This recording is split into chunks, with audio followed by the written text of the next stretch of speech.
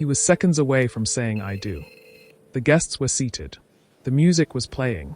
The bride was standing at the altar. Then his phone rang. What happened next shocked everyone in the room. A billionaire groom turned around, walked out of his own wedding, and disappeared. No explanation. No goodbye. No warning. The bride was left standing alone. The guests were confused, and the world quickly judged him as a heartless man. But here's what no one knew.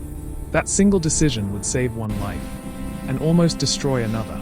Stay with me, because by the end of this story, you'll realize this wasn't a story about money, or marriage, or even sacrifice. It was a story about the hardest choice a person can make, when love demands everything at once. Welcome to John Leo Stories. If you enjoy powerful, well-told stories with meaningful lessons, consider subscribing so you don't miss future uploads. Your support helps this channel grow and continue bringing you stories like this. Now, let's begin. The day everything stopped. No one noticed the silence at first. The music was still playing, soft strings floating through the air like a promise that everything was perfect. Crystal chandeliers glowed above the guests, scattering light across polished marble floors inside the grand wedding hall overlooking the coast of San Diego, California. Everything looked flawless. Too flawless. Rows of guests sat in carefully arranged seats, dressed in designer suits and elegant gowns. Phones were already poised, fingers hovering, ready to capture the moment a billionaire would finally say "I do." At the front of the hall stood Lydia Brooks. She was still. Very still. Her white dress flowed around her like a frozen wave, but her hands betrayed her. They trembled slightly as she held her bouquet. She had practiced this moment 100 times in her mind. She knew when to breathe, when to smile, when to look up, but the doors had not opened. The groom was late. At first, people smiled politely. A billionaire running behind schedule wasn't shocking. Men like Ethan Cole lived by clocks that never waited for anyone else. 30 seconds passed. Then a minute. Then 3. The music looped quietly, repeating the same gentle notes, over and over, until it began to feel wrong, like a broken record refusing to stop. Lydia swallowed. She turned her head just slightly, searching for a familiar face. Her mother avoided her eyes. The wedding planner whispered urgently into a headset. A few guests leaned toward one another, murmuring behind carefully covered mouths. Something was off. Backstage, Ethan stood alone. His tailored suit was flawless. His cufflinks, custom-made, engraved with today's date, caught the light as he stared down at his phone. It vibrated. Once. He frowned. The screen lit up with a name he had not expected to see today. Memorial Coast Medical Center. His heart skipped.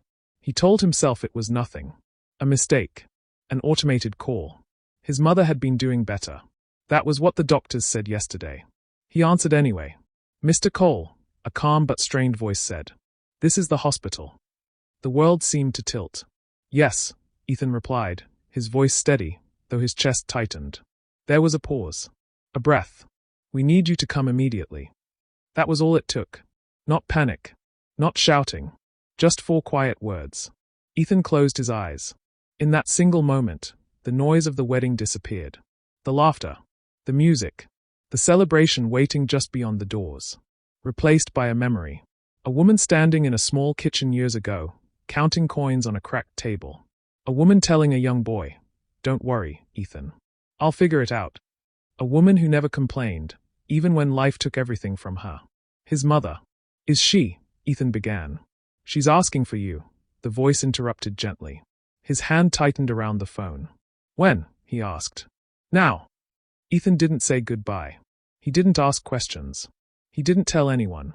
He turned, walked past the stunned staff, pushed through a side exit, and stepped into the blinding sunlight outside the hall. Inside, the music stopped. The sudden silence hit the guests like a shockwave. Heads turned. Lydia's breath caught. The doors, still closed, remained unmoved. Seconds stretched painfully long. Then whispers exploded across the room. "Where is he? What's happening? Is this some kind of delay?" Lydia felt her heart begin to pound. Not fast, heavy, like something pressing against her chest from the inside. She tried to smile. She tried to stay calm. But a terrible thought crept in, one she pushed away immediately. He wouldn't. Not today. Not like this. Outside, Ethan's car roared to life. He drove faster than he ever had before, ignoring the gentle buzz of incoming calls from his best man, the planner, even Lydia. The city blurred around him. Red lights, green lights, none of it mattered. Only the hospital. Only the woman who had given him everything before he had anything. Back in the hall, minutes turned into an eternity. Someone coughed. Someone stood. A guest quietly slipped out. The wedding planner approached Lydia, her face pale. "We're trying to reach him," she whispered. Lydia nodded, but she couldn't hear anything else. Her ears rang. Her thoughts raced. She remembered last night, Ethan holding her hand, promising her, "Tomorrow, nothing will matter but us." So why did it feel like the world was cracking beneath her feet? Suddenly, a murmur rippled through the hall. Someone had seen him leave. Not through the main doors. Not proudly. But quietly. Quickly. Like a man running from something unseen. Lydia's knees weakened. She reached for the edge of the altar to steady herself. This wasn't embarrassment. This was something darker. Something final. Her phone vibrated in her hand. No message. No explanation. Just silence. Miles away, Ethan burst through the hospital doors. The smell of antiseptic filled his lungs. The lights were harsh. Too bright. A nurse recognized him instantly. "This way," she said. Ethan followed, his footsteps echoing down the corridor. Each step felt heavier than the last. When he reached the room, he hesitated. Just for a second. Then he pushed the door open. His mother lay still, smaller than he remembered. The strong woman who once carried groceries up 3 flights of stairs without complaint now looked fragile beneath white sheets. Her eyes fluttered open. She smiled. And in that smile, Ethan's heart broke. Back at the wedding hall, the truth began to settle in. The guests understood now. This wasn't a delay. This wasn't a mistake. The groom was gone. Lydia stood alone in her wedding dress, surrounded by people, yet completely abandoned by the moment she had waited for her entire life. Cameras lowered. Phones stopped recording. No one knew what to say. No one knew what had pulled a billionaire away from his own wedding. But one thing was clear. This was not a story about wealth. This was a story about a choice. And the cost of that choice would change every life in that room forever. Fade out. The call he could not ignore. The hospital room was quiet in a way that felt unnatural. Not peaceful, just heavy. Machines hummed softly, their steady rhythm filling the silence where conversation should have been. Pale curtains filtered the afternoon light, casting faint shadows across the walls. The world outside continued moving, unaware that for Ethan Cole, time had slowed to a painful crawl. He stood beside the bed, still in his wedding suit. The jacket hung open now, forgotten. His tie was loosened, his polished shoes dulled by the long run through the hospital halls.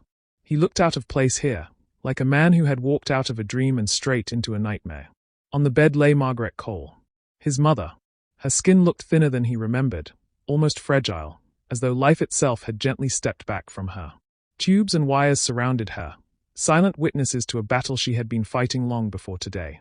Her eyes fluttered again, slowly this time. "Ethan," she whispered. He leaned forward instantly, gripping her hand with both of his. "I'm here," he said. "I'm right here." Her fingers were warm, but weak. She smiled faintly, the same smile she used to give him when he was a child and afraid of the dark. "I knew you'd come." Those words hit him harder than any accusation ever could.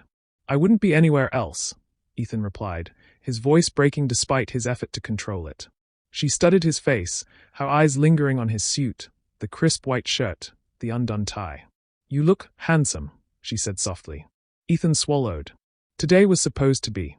He stopped himself. Margaret already knew. She always did. "I didn't want to ruin anything," she murmured. "I told them not to call you." Ethan shook his head fiercely. "No, don't say that. You didn't ruin anything."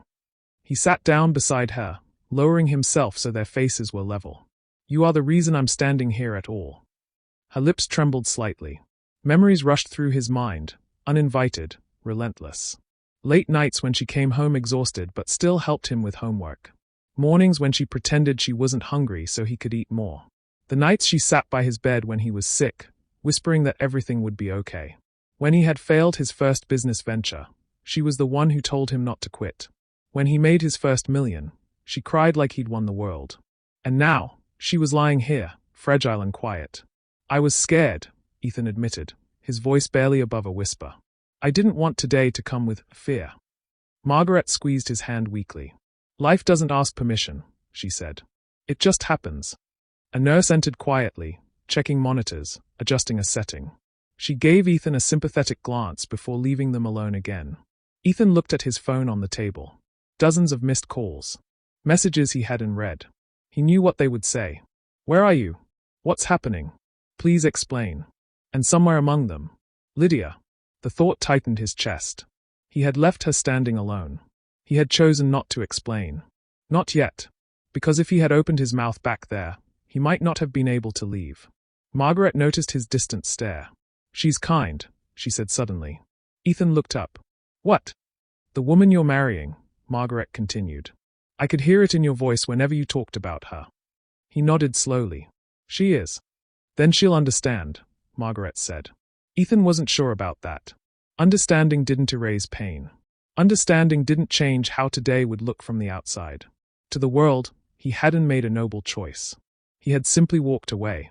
Outside the room, the sun began to dip lower, casting longer shadows through the window. Hours passed quietly, marked only by the steady hum of machines and the slow rise and fall of Margaret's chest. At one point, she drifted to sleep. Ethan stayed. He didn't check his phone. He didn't pace. He just sat there, holding her hand, as if letting go might somehow make things worse. When she woke again, her voice was weaker. Ethan, she said. Yes. Promise me something. Anything. Don't let today turn you into someone you're not. He frowned slightly. What do you mean? She looked at him with surprising clarity. Don't let guilt harden you. Don't let explanations turn into walls. And don't let love become something you run from. His eyes burned. I promise, he said. She smiled, satisfied. Night fell. The hospital lights dimmed. And somewhere across the city, the wedding hall stood empty now, decorated flowers beginning to wilt, chairs stacked away as if the day had never existed. Ethan finally checked his phone. One message stood out. From Lydia. No accusations. No anger. Just 6 words. I'm here when you're ready. His breath caught. He pressed the phone to his chest. In that moment, Ethan understood something terrifying and profound. The hardest choices don't come with clarity. They come with consequences. And no matter how right a decision feels in your heart, it can still break something beautiful in the process. He looked back at his mother, sleeping quietly. Then at the dark window reflecting his own tired face. Tomorrow, explanations would be demanded. Judgments would be made. Stories would be twisted. But tonight, there was only this room. This moment. And the silent weight of a decision that could never be undone. The woman the world forgot. Morning arrived quietly in San Diego, as if the city itself was unsure how loudly it was allowed to breathe. Sunlight slipped through the tall windows of the hospital room, touching the edge of the bed where Margaret Cole slept. Ethan had not moved all night. His back ached. His eyes burned.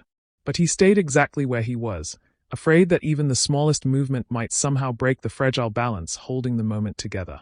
When Margaret finally stirred, it was slow and gentle. You're still here, she whispered. Ethan smiled faintly. I told you I wasn't going anywhere.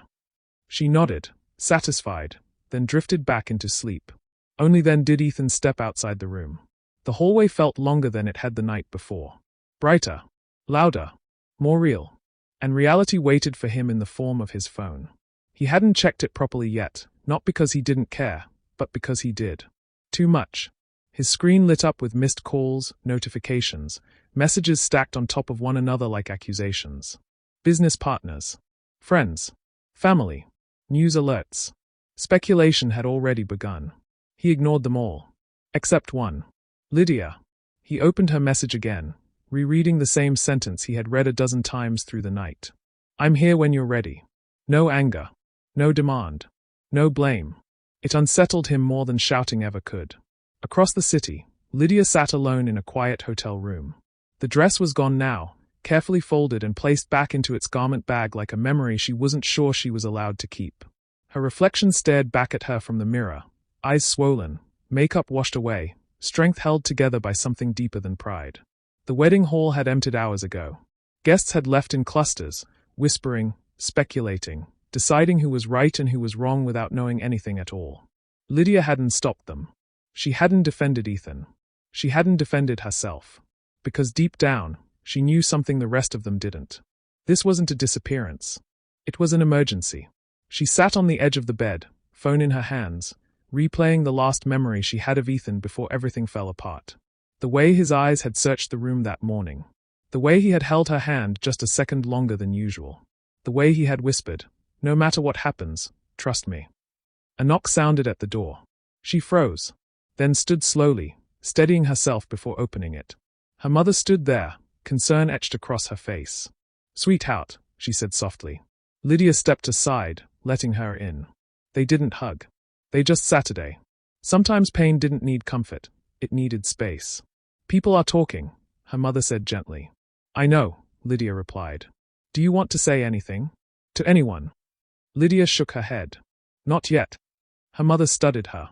"You believe him?" It wasn't a question. "Yes," Lydia said. "I do." Across town, Ethan stood outside the hospital, staring at the city skyline. He finally dialed Lydia's number. It rang twice before she answered. "Ethan," she said quietly. "I'm sorry," he said immediately. "I know that's not enough.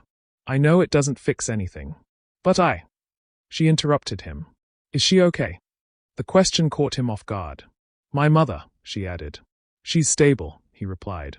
"Still weak. But she's here." There was a pause.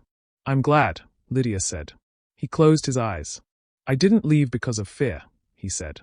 "I left because I was afraid of losing her before I could say goodbye." "I know," Lydia replied. Another pause. "I'm coming to the hospital," she said. Ethan's breath caught. "You don't have to." "I want to." 2 hours later, Lydia walked through the hospital doors. She wasn't wearing white anymore. She was wearing something simple. Real. When Ethan saw her walking down the hallway, his chest tightened in a way no business deal, no crisis, ever had. They stood facing each other, unsure how to close the distance. "I didn't plan this," he said quietly. "I know. I didn't mean to hurt you." "I know." That was the hardest part. She understood. They walked into the room together. Margaret opened her eyes and smiled faintly when she saw Lydia. "You came," she whispered. "Yes," Lydia said, taking her hand gently. "I wanted to meet the woman who raised the man I love." Margaret's eyes filled. "Then I can rest," she said softly. The three of them sat there, the world outside muted, irrelevant. No cameras. No headlines. Just truth. Later that evening, as Lydia prepared to leave, she turned to Ethan. "We need to talk," she said. "I know. But not tonight," she added. "Tonight is about her." He nodded. When Lydia left, Ethan stayed behind, watching the door long after it closed. He realized something then, something that frightened him more than losing his reputation, more than public judgment. Love didn't always demand grand gestures. Sometimes, it demanded patience. And sometimes, it waited quietly while the world made noise. Outside, the city lights flickered on. And somewhere between guilt and gratitude, Ethan understood that the real cost of his decision had not yet been paid. Because saving one life had almost broken another. And the final reckoning was still to come.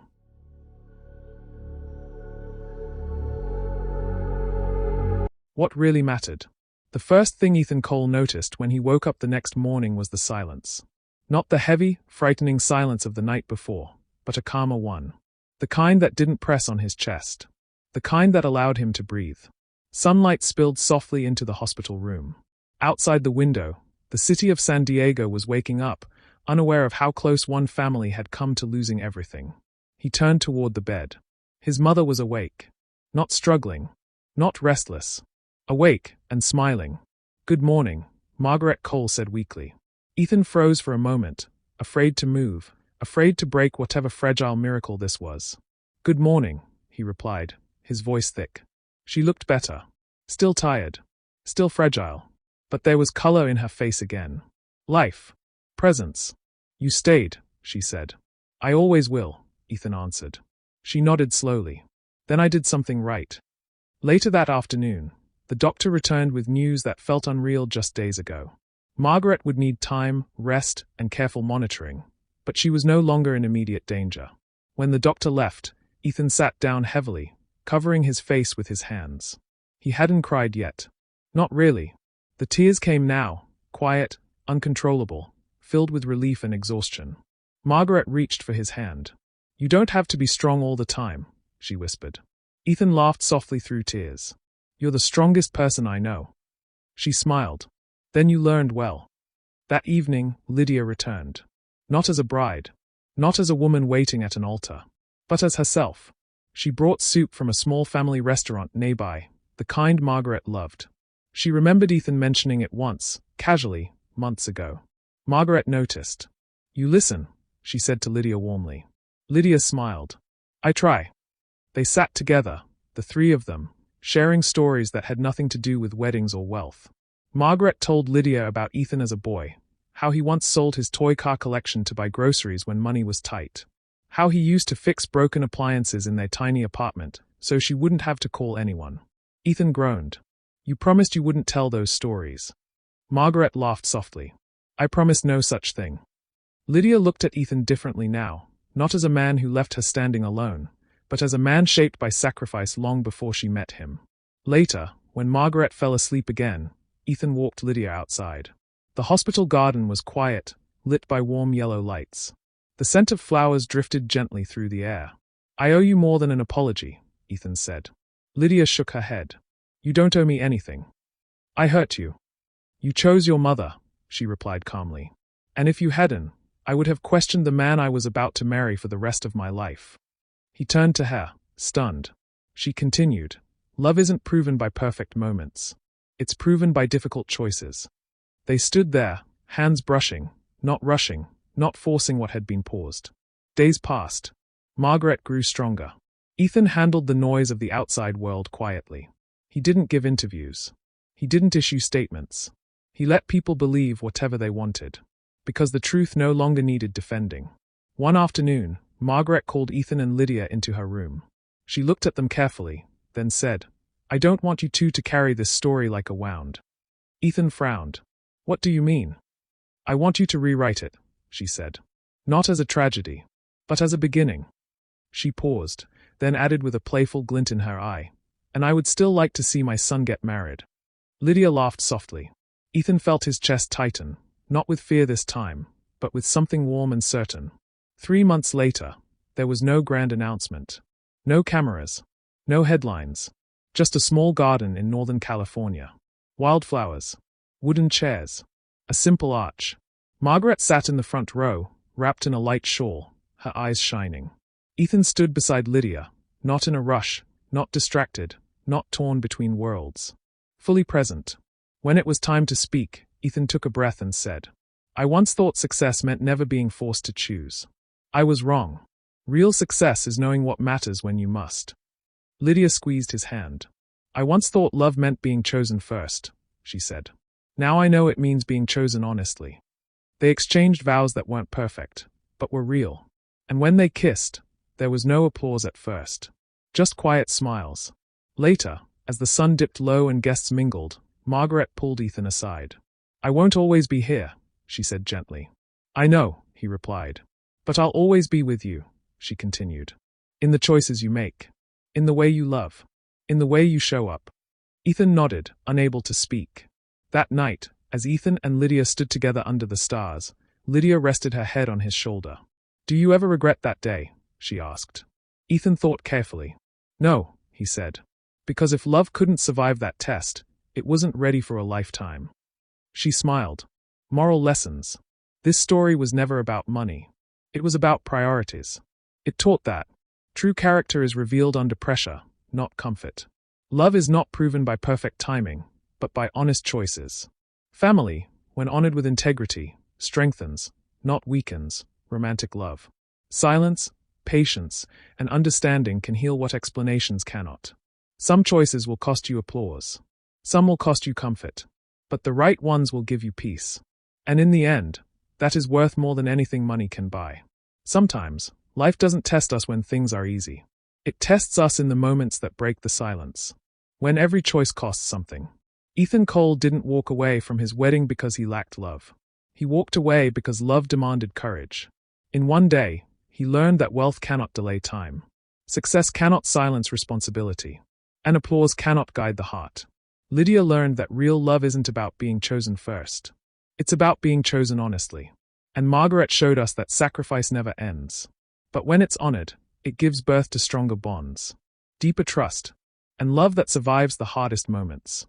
This story reminds us that the right decision may not look right to the world, but it will always feel right in your conscience. Because when everything stops, what you choose reveals who you truly are. If this story touched you, share your thoughts in the comments. What would you have done in Ethan's place? Sometimes, the greatest love stories don't begin at the altar. They begin with a choice.